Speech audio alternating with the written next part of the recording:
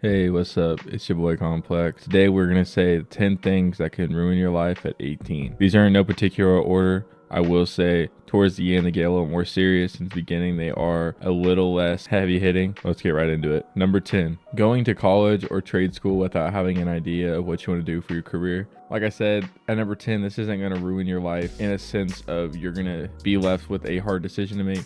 It's just you will get stuck into a career that you might not have a whole lot of interest in, and that might ruin your mental more than anything. I will say though, this isn't the worst mistake you can make. Going to college in any capacity and finishing with any kind of degree is success in any way.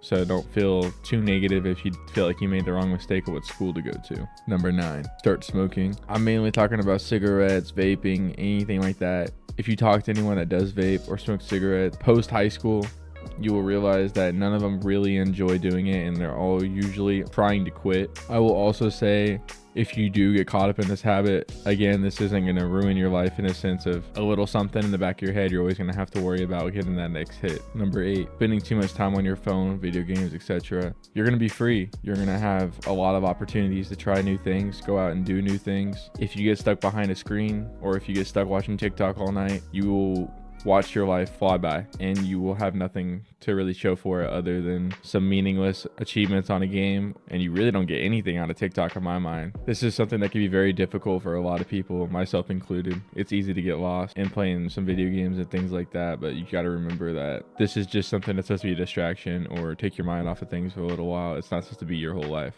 At number 7, this is a big one. I feel like this isn't going to kill you or impact your life in a way too heavily, but it's just something that's going to impact your mindset. Being addicted to porn, I feel like, is such a common thing, and it's something that we need to work on as men in particular. And I see some women now too, but mainly men. It's easy, I get it, but at the end of the day, you got to cut it off, man, because that's going to change how you look at women. It's going to change how you look at your relationships. It's going to change your mindset about relationships in general. It's going to make you think every woman's this whore. It's going to make you think every dude is just swinging it. It's just going to make you think all these things in your head that you shouldn't be thinking. But yeah, like I said, the biggest factor is it's going to cause problems with any relationship you have. At number 6, I went with maxing out a credit card. I will say, I put this up right in the middle of the pack because this actually does have quite high impact on your credit. But when you are 18 and you're starting to build credit and everything like that, the most your credit card limit's going to be is probably $300, $400. But say you do that for a while, and then they do give you a $1,500-$1,600 limit, and you max that out. That can be more of a problem. But I feel like most people I talk to that have had this issue, it is right at that $300-$400 range, and it's a little tough for them, but they're able to pay it off. But yeah, maxing out a credit card it'll fuck your credit real quick. You'll see your credit score go from 650, 700 all the way down to a 400 within a couple months. It's crazy. Number 5, partying too much. This is something that I have to kind of live through with other people. I don't really party a whole lot, to be honest with y'all, but I see this quite a bit in a lot of people I played sports with that went off to college. And I'm not going to say it's necessarily a bad thing to party, because I'm sure, it's a great time and everything, and it's fine if you party, Friday and Saturday night and then get back to hit the books and everything like that throughout the week. But if you're finding ways to get turned every single night, and you do have these responsibilities of going to class, finishing homework, and you're putting your life aside to go for the thrill of the party, that's whenever it starts becoming a negative on your life, especially when you get caught up in all those things and you're not able to keep up in school, and you end up having to drop out. And that's not always necessarily a bad thing, dropping out of school. But if you have to drop out, it should be on your own accord. It shouldn't be just because you were struggling in your classes. Number 4, getting a stupid tattoo. This one is super common. I feel like I see it in high schoolers the most. I definitely feel like they should raise the age to get tattoos up to 21 at least. I don't think that's going to stop anybody, because you see 16, 17-year-olds get them already, underage. If you're going to get a tattoo, my 2 rules, it should be something meaningful, like, dead mom's name, something like that. I get that. Or keep it classic, something that's not gonna be a trend Like myself, I got me some flowers, some butterflies, things like that on me. Like those are timeless, right? But if you're getting like this is gonna sound ridiculous, the fear God and the clouds on your arm, I just can't imagine that being around in 30 years whenever you do hit 40, 48 years old, and you're gonna be walking around with fear God on your forearm. So yeah, avoid getting a stupid tattoo. I'd have it that at 4. Like I said, it's not gonna kill you, not gonna ruin your life that too far, but it's just something you're gonna have to look at for the rest of your life. A reminder of how stupid you were when you were 18.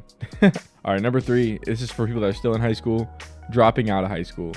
I still believe that dropping out of high school just sets you up for failure, in the sense that you're gonna have to work so much harder than everybody else just to get these entry level jobs. And I wish it wasn't like that, because it's unfair, right? But at the same time, we don't get to sit around and complain about what's fair or not. We just have to get to work, right?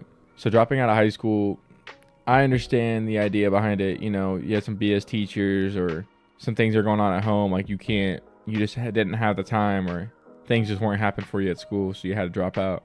But if you are able to like try to get that GED at least, or something like the equivalent, because walking around with no high school diploma just makes life significantly harder. Number 2, this is the territory where I think this can ruin your life very easily, these next 2. And at number 2, I went with getting an expensive car loan. I definitely agree with this. I don't recommend anybody goes and gets a 2023 Charger with 0 down. That they will give it to you. That's the scary part. Like, I think a lot of people, when they're in high school, they just see the opportunity that these car loans, they're like, oh yeah, we can get you that, we can get you in one of those, and they go for it just thinking, oh, I can make the $700 payment a month. But time and time again, you will see these guys will pay that $700 a month, plus their insurance is probably $500 as well. They'll pay that for a little while, and then by the end of that 6 month, 7 month period, they don't have a car, but they still have this loan. So you definitely just set yourself up for failure. If you get an expensive car loan, please make sure you can afford it. $700 a month is a crazy amount of money. That is probably almost as much as money as you'll be paying for rent in your first apartment. So really think about that. If you're gonna get a car loan, I'd recommend just getting you something a couple years older, a reliable car. Camry, can't go wrong with those. You can't go wrong with like a Toyota in general. I would definitely recommend a Chevy as well.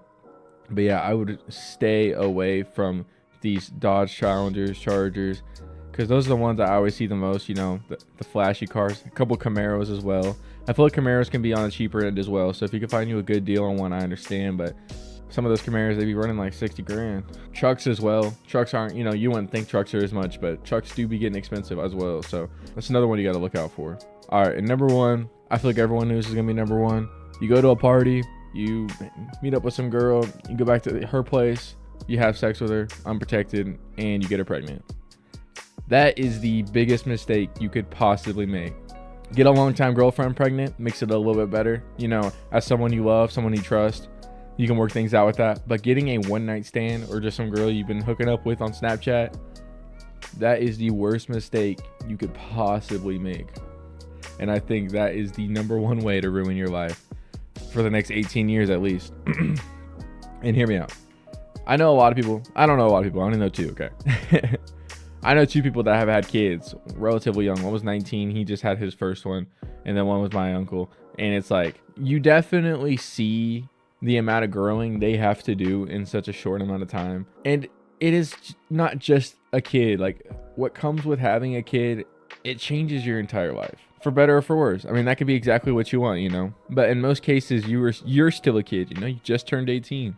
And you're not ready for that. Honestly, it's not always the end. You can always make it work. But that's 10 ways you can ruin your life. I would definitely try to stay clear of all of these. I might make a video on 10 ways to make your life better.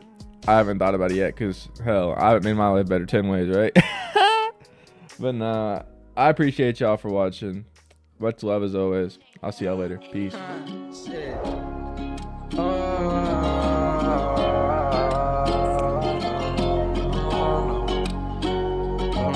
Boy, shit.